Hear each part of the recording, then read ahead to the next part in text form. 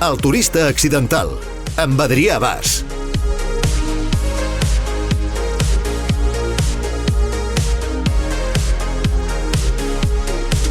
Volem conèixer les curiositats del país que visitem. Avui ja sabeu que és Suècia, és un calendari assenyalat, Eurovisió, i per això els diversos col·laboradors d'aquest programa que avui s'estrena es dediquen a presentar-nos aspectes inèdits, de vegades inversemblants, però importants, de Suècia. Us presento a l'Adrià Bas. Adrià Bas, molt bon dia. Què tal? Com esteu? Bon dia a tothom, Ràdio Capital. Ràdio Capital. I avui la capital és Malmö, en aquest cas avui, la capital de la música. I tant. Avui a Malmö celebra el Festival d'Eurovisió. A més, en el context en el que commemoren el 50 aniversari de la victòria del Waterloo dels ABBA, que és probablement la cançó eurovisiva més famosa de tots els temps. I suposo que, com molta gent farà, ara que han avisat que vagin en compte tots, que hi ha una alerta terrorista, que la gent no es passegi gaire per Malmö, més enllà dels que van a Eurovisió, que vagin tots alerta, és un bon dia per fer el que molts fem, que és reunir-nos a casa de gent per seguir el festival. Molt bé. Recordem que aquesta nit... I això m'ha fet pensar... Digues. No, dic que aquesta nit a Ràdio Capital fem un programa especial des d'aquí. Tenim una plaça preciosa on els estudis donen de cara al carrer a la plaça, i aquí farem la gran gresca a partir de les 8 del vespre. Ai, que bé. Doncs mira, si m'hi puc escapar, seré a l'altra punta del país avui, però si puc, m'escapo. A veure, Adrià, hi ha dues coses icòniques a Suècia. Una l'acabes de dir tu, ABBA, que fins i tot té un museu a Estocolm, i l'altra seria el senyor... com es diu? Ikea. Què se n'ha fet? Exacte. Bueno, el senyor va traspassar, deu fer uns 7 o 8 anys.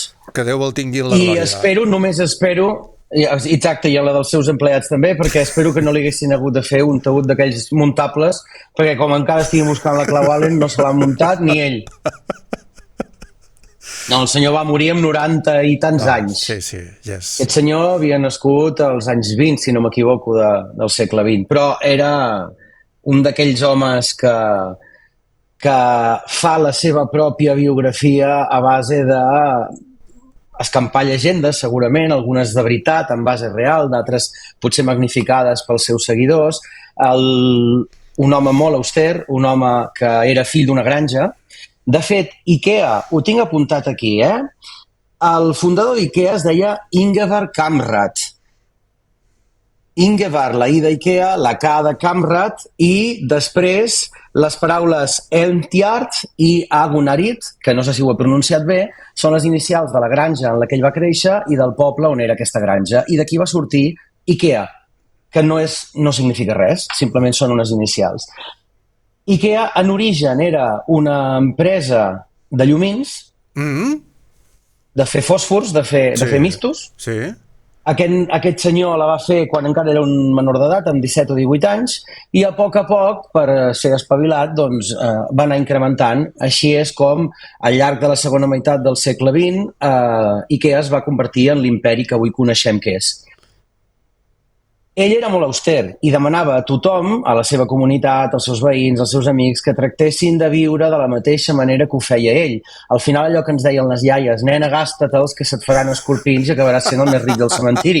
Doncs això és el que li va passar a aquest senyor i deuen haver quedat contents els hereus, això està clar. Perquè ell, diuen que fins al dia que es va morir pràcticament, que va conduir fins que va ser molt gran, portava un Volvo de més de 20 anys. Clar, un Volvo suec. Que comprava un Volvo suec, però antiquíssim. Vull dir que no és que es gastava diners en cotxes. I deien també, per exemple, que vestia amb roba de segona mà i que, quan anava a la botiga a comprar, comprava aquell menjar que estava a punt de caducar. Com els iogurts, que estan... No, és exactament els iogurts, que eren més barats. Sí. Explica'm més curiositats. Sí, quan els havien de llançar els programes més barats. Els suecs, tots tenim la idea que són un país molt ben organitzat.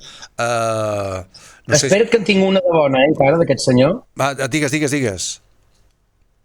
Aquest senyor, quan va posar la botiga, va tenir molt clar que per convèncer la gent que es quedessin a comprar el més temps possible havia de posar una cafeteria. I és aquesta la raó per la qual als Ikeas hi ha un restaurant, perquè tu t'hi tiris tanta estona com puguis. I per què és menjar econòmic i barat? És a dir, les famoses mandonguilles d'Ikea que tothom coneix són l'arma secreta que va tenir aquest senyor. Perquè es produïen o es produeixen de forma barata, ell va dir, vull menjar molt barat però molt bo.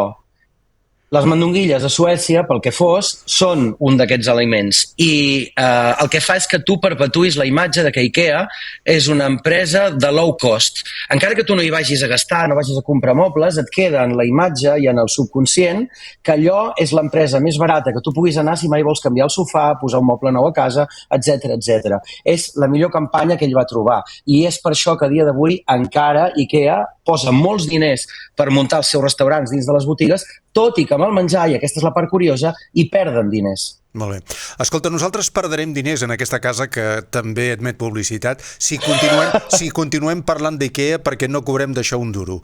Curiositats de Suècia. Curiositats de Suècia, Adrià. Vinga, va, te'n dono unes quantes. Avui que hi haurà molta gent que anirà a casa d'altres a veure el festival, si te'n vas a casa d'una família sueca perquè tens la sort que avui et conviden a Estocolm, a Malmö o qualsevol de les ciutats, has de saber que quan entris per la porta el primer que has de fer és descalçar-te. Sí.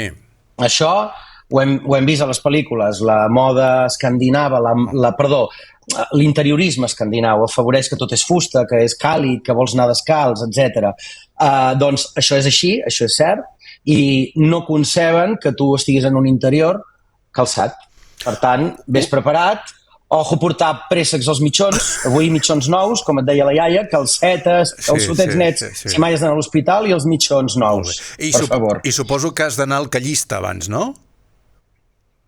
Bueno, allà fa fred, no crec que hagis d'anar amb els peus en l'aire. Si els portes tapats, i les ungles fetes que fa lleig. Saps allò al moment, la Lucho?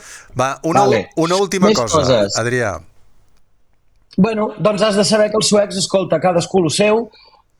Si a tu et conviden a casa d'uns suecs i es fa l'hora de sopar, no esperis que diguin unes olivetes, aquí obrim la nevera i tot és de tots i vinga a posar tiberi si en tenim. Allà no, allà si l'hora de sopar arriba i està tothom a casa, mengen els de la casa, com si tu no hi fossis, es foten allà a sopar al teu costat i puntó. Així que més val que us porteu el vostre avui.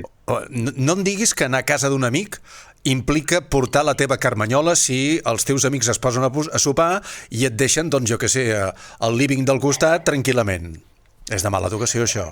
A no ser que això ho hagis verbalitzat abans o que ells siguin conscients que la cultura llatina o les del sud d'Europa sí que ho fem, en principi per ells no és de mala educació, no és estrany i ho has de viure com la cosa més normal. Fins i tot hi ha famílies, hi ha parelles, matrimonis, que tenen l'economia individualitzada i quan surten a fora a sopar cadascú es paga el seu i aquí no hi ha discussió. Sí, com aquí nosaltres. I a més ara aquesta... Igual.